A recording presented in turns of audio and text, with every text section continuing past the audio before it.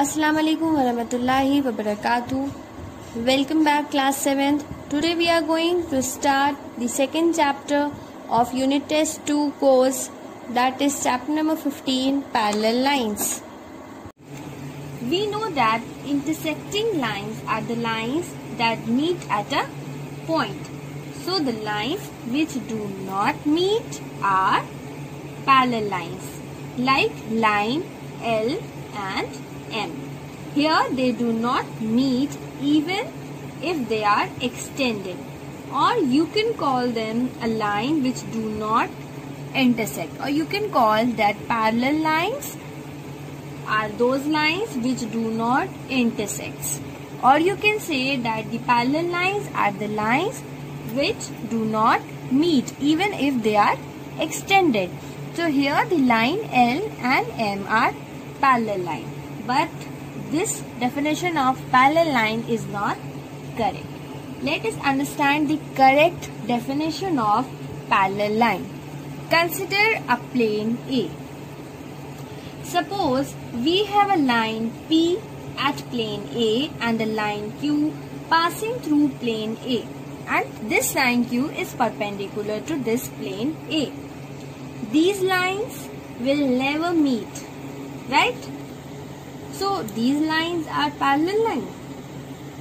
Are P and Q lines are parallel? The answer is no, they are not parallel lines. What is the complete definition of parallel lines? Line which lie on the same plane and do not intersect are called parallel line. Now consider this line C and D. If these lines lie on the same plane, then we call them parallel lines. So here C and D lie on one plane and do not meet each other. So these lines are called parallel lines. So that is the definition of parallel lines. Lines which lie on the same plane and do not intersect are called parallel line. Line C is parallel to line D. Now students, mathematicians are very lazy and they don't want to write this full sentence. So what they did, they use a symbol. They use a symbol to write this whole sentence. How they write it? They will write it like this. C is parallel to D. They gave a symbol. They gave this symbol. This symbol means parallel to. So C is parallel to D. Okay. So parallel line don't intersect each other. But can any other line intersect them? The answer is yes. A line that intersects two coplanar lines at two different points is called a transversal line. Now see this figure. Line N is intersecting line L at point A, and line N is intersecting line M at point B. So this line is transversal line. Here L and M are parallel line. But what when two lines are not parallel to each other? See the next figure. Here line C and D are not parallel line, but still we call line E as transversal line because this line E is intersecting at two different points. Now see the next figure. If we draw a line here, then we call this as transversal line. But if we draw a line here, then it would not be a transversal line because this line intersects both the lines at the same point. So transversal line is a line that intersects two coplanar lines at two different points. Now see, at each of this angle, 4 angles are formed. How these angles are formed? See this. This can be labeled as angle 1, angle 2, angle 3, angle 4, angle 5, angle 6, angle 7 and angle 8. Right? Now we will study about these angles. If we make a pair of angle 1 and 2, we can say that they are adjacent angles, right? Or we can make a pair of angle 1 and 3, we can say they are vertically opposite angle. Now what if we make a pair of angle 2 and angle 6, angle 3 and angle 7, angle 1 and angle 5, angle 4 and angle 8? These angles have a special characteristic. Now, angle 1 and angle 5, angle 4 and angle 8, angle 3, angle 7, angle 2 and angle 6 are 4 pair of corresponding angles. Corresponding angles lie on the same side of the transversal and on the same side of the lines. See, angle 1 and angle 5. Angle 1 is above the line L and angle 5 is above the line N, and they are on the same side of the transversal. So they are corresponding angles. So what are corresponding angles? Here find out the corresponding angles.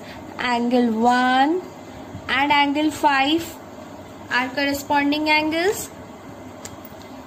Angle 4, angle 8 is corresponding angle. Angle 2 and angle 6 corresponding angle. Angle 3 and angle 7 is corresponding angle.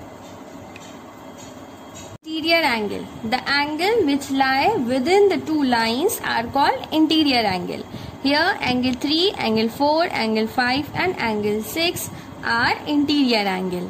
Now what are exterior angles? The angles which lie outside the two lines are called exterior angle.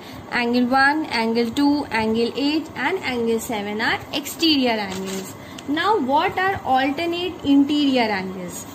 Alternate interior angles are non-adjacent angles that lie on opposite side of the transversal and between the two parallel lines.